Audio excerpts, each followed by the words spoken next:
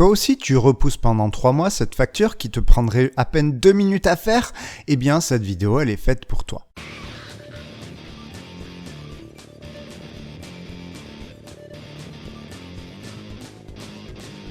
Alors aujourd'hui, on va parler de procrastination. La définition générale, c'est le fait de repousser ou ne pas finir une action. Il y a plusieurs types de procrastination. Il y a celle intentionnelle où tu décides clairement que tu vas pas faire quelque chose. L'inintentionnelle où tu veux clairement faire quelque chose mais tu décroches tout le temps. T'as la mauvaise procrastination qui va te foutre dans la merde parce que tu fais pas du tout ce qu'il faut. T'as aussi l'utile qui va te permettre de ne pas user tes ressources et finir en burn-out. La procrastination, c'est excessivement fréquent. Par exemple, t'as 75% des étudiants qui se considèrent comme procrastinateurs et 95% des procrastinateurs disent en souffrir. Donc cette vidéo va concerner un grand nombre d'entre vous. Par contre, aujourd'hui, on va pas parler de savoir si c'est bien ou pas la procrastination. On va pas parler de savoir si procrastiner en fait c'est bien parce que t'écoutes juste ton cerveau qui te dit que cette méthode d'éducation c'est de la merde. On va juste parler de savoir pourquoi ça arrive, pourquoi l'on décide de faire une chose et rien ne se passe. Donc en gros, c'est quoi la procrastination ? On parle d'un problème lié à la régulation de soi. Donc dans ton esprit, il y a des fonctions automatiques, tu peux pas les contrôler, cela arrive sans que tu t'en rendes compte, comme par exemple la reconnaissance d'un visage, l'activation de ta mémoire. Ensuite, on a les fonctions conscientes, comme tes pensées ou sensations, auxquelles tu portes attention. Et enfin, tu as toutes les fonctions qui te permettent de réguler tout ça. Ce sont quand ces fonctions déconnent que l'on parle de problème de régulation de soi. Il y a d'autres troubles de l'autorégulation, tu as les ruminations par exemple, où tu contrôles pas tes pensées, ou l'impulsivité, où tu contrôles pas tes réactions. L'avantage que j'ai pour faire cette vidéo, c'est que la procrastination, ça a été grandement étudié, et donc que les chercheurs en sont arrivés à trouver une équation qui prédit si tu vas procrastiner ou pas. On va donc organiser la vidéo comme ça, je t'explique les 4 inconnus de l'équation qui conduisent à la procrastination et ensuite on va voir les variables qui vont influencer ces 4 facteurs. Donc ce modèle en 4 inconnus, c'est pas le seul qui existe, mais c'est celui que je trouve le plus pratique pour expliquer ce que c'est la procrastination. Donc, le facteur numéro 1, c'est la valence émotionnelle liée à la tâche, ce qui est hyper logique. Plus une tâche te crée des sentiments négatifs, plus tu auras tendance à l'éviter. Alors, les sentiments négatifs, ils peuvent être dus à la tâche elle-même. Donc, faire des pompes, par exemple, ça peut être un peu désagréable. Mais aussi, ça peut être dû à la perception subjective qu'on a de la tâche. Par exemple, si tu dois postuler un emploi, mais que ça te génère des angoisses, genre je vais pas y arriver, alors la tâche devient négative, plus qu'elle ne l'est à la base, et tu as plus de chances de procrastiner. Le facteur numéro 2, c'est l'utilité perçue de la tâche. Plus une tâche te paraît utile, plus tu es motivé. Ce qui explique souvent que quand des gens procrastinent et qu'on leur demande « mais à quoi ça sert de faire ça ?» ils répondent « bah ça servira à rien ». Bah donc ils le font pas, logique.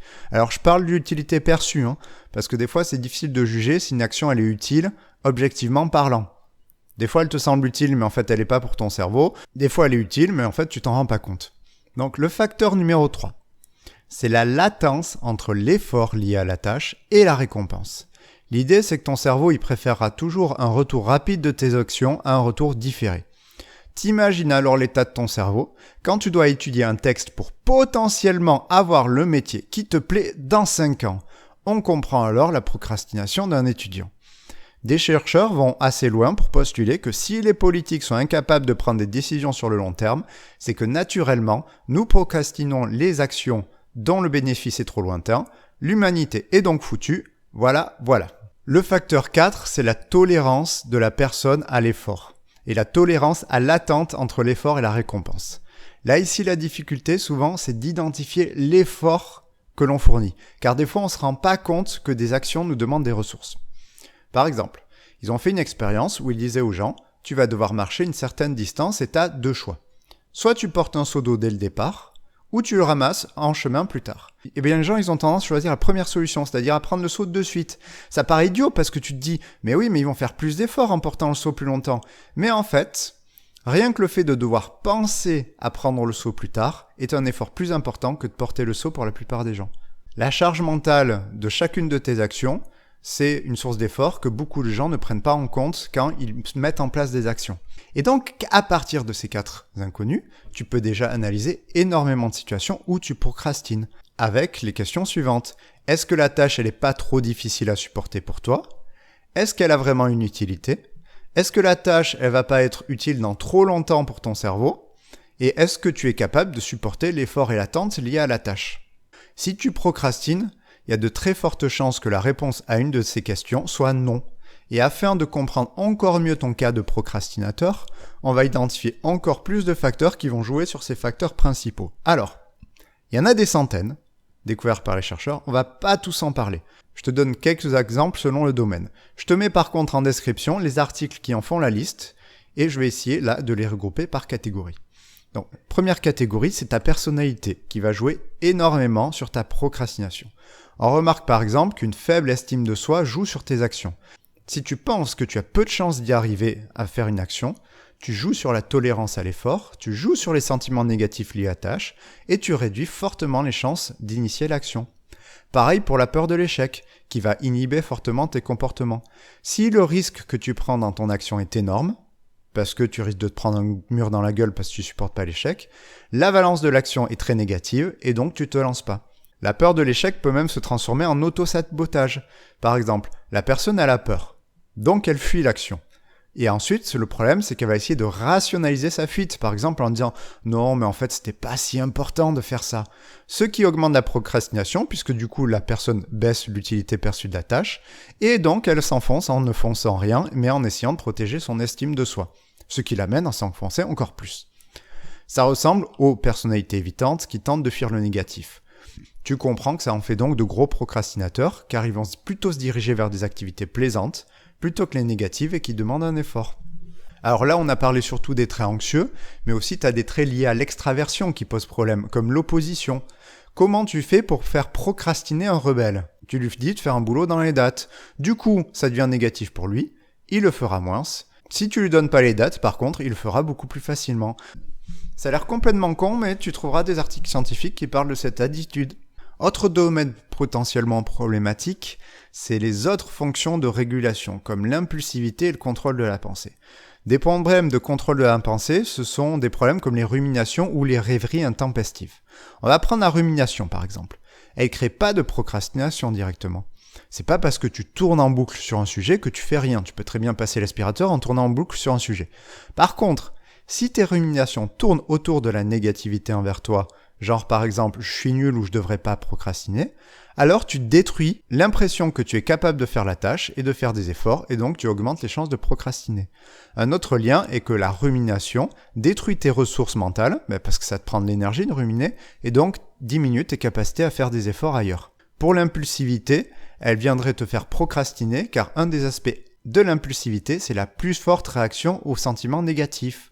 Donc, tu es plus sensible aux négatifs, donc les valences de ces actions négatives sont plus négatives, donc plus de procrastination. Bon, tu as aussi la gestion des émotions qui va venir jouer sur la procrastination. C'est important dans ce qu'on appelle en fait les stratégies de coping, c'est-à-dire les stratégies que tu vas mettre en place pour régler tes problèmes. Donc, il y a des gens, face à un problème, qui vont réagir en essayant de trouver une solution. D'autres qui vont réagir en cherchant du soutien, et d'autres qui vont réagir en essayant de faire baisser l'émotion négative.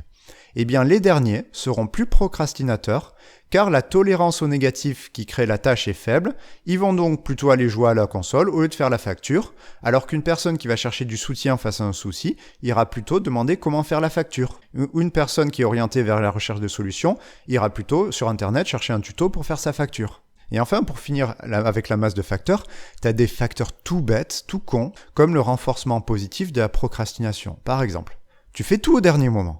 Eh bien, on pense que la satisfaction d'avoir tout géré rapidement, l'excitation du travail rapide et le retour rapide entre je bosse et je suis satisfait soit tellement positif pour toi que tu pourrais rester enfermé dedans juste parce que ton cerveau aime ce petit shoot d'excitation que tu as de tout faire au dernier moment. Alors, tu vois, je t'ai noyé de facteurs et on pourrait en rajouter plein. Par exemple, on peut parler de métacognition sur la procrastination qui va jouer sur la procrastination. Si tu penses que la procrastination c'est mauvais, eh bien tu vas augmenter tes chances de procrastiner car tu perds des ressources à gérer tes pensées négatives et tu baisses ton sentiment d'efficacité. Il y a même des programmes anti-procrastination qui vont dire aux gens qu'ils ont le droit de procrastiner. À partir du moment où ils acceptent de procrastiner, ils procrastinent moins.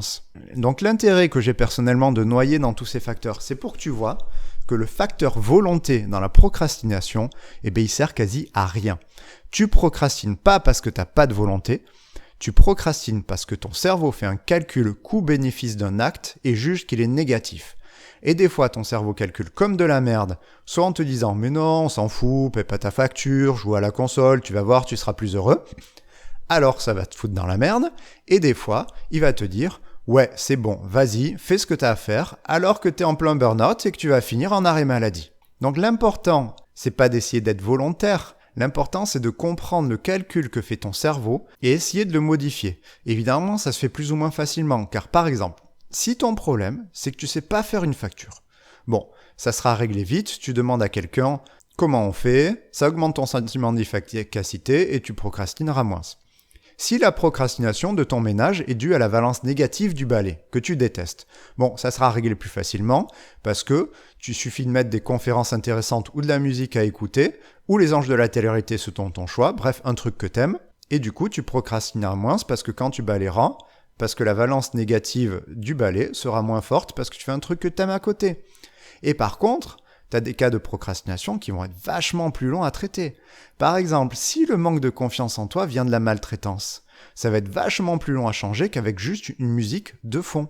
Et pour comprendre à quel point ça peut être compliqué la procrastination, on va prendre le problème ultime de motivation et de procrastination, c'est la dépression.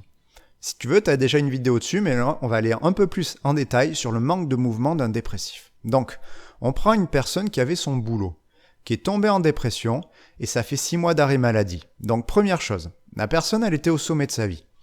Là, elle se retrouve tout en bas, à en chier rien que pour se lever et s'habiller. Donc, quand elle déprime sur son fauteuil, elle voit le sommet de la montagne, elle voit le haut, là où elle était, ce qu'elle voudrait atteindre. Mais le problème, c'est que ça va prendre vachement de temps pour qu'elle sorte de son arrêt maladie. Donc, on a un premier problème de délai entre l'effort et la récompense. Ensuite, la dépression, c'est le sentiment progressif que tout est foutu. Donc, partant de ce principe-là, les choses perdent leur utilité puisqu'il n'y a pas moyen de s'en sortir. La dépression, c'est aussi une perte de plaisir et donc une augmentation de la négativité.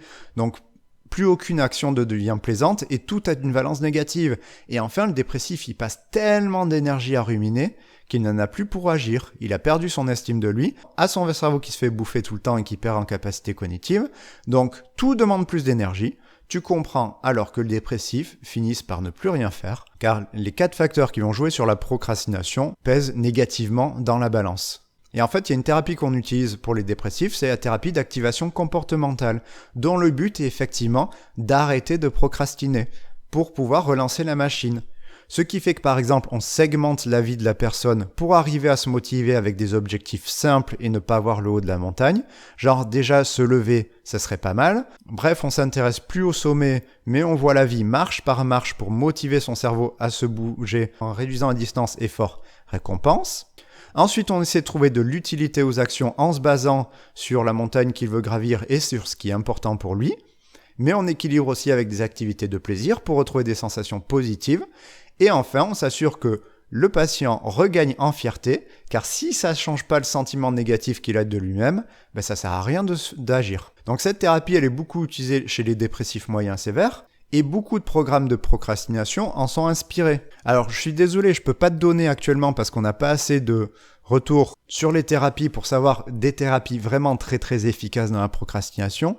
Par contre, tu comprendras que le boulot du psy, ça va pas être juste de te faire parler et de papoter ensemble, mais ça va être de comprendre toutes les flèches, toutes les cases qui déconnent chez toi et qui font que tu ne t'engages pas dans l'action.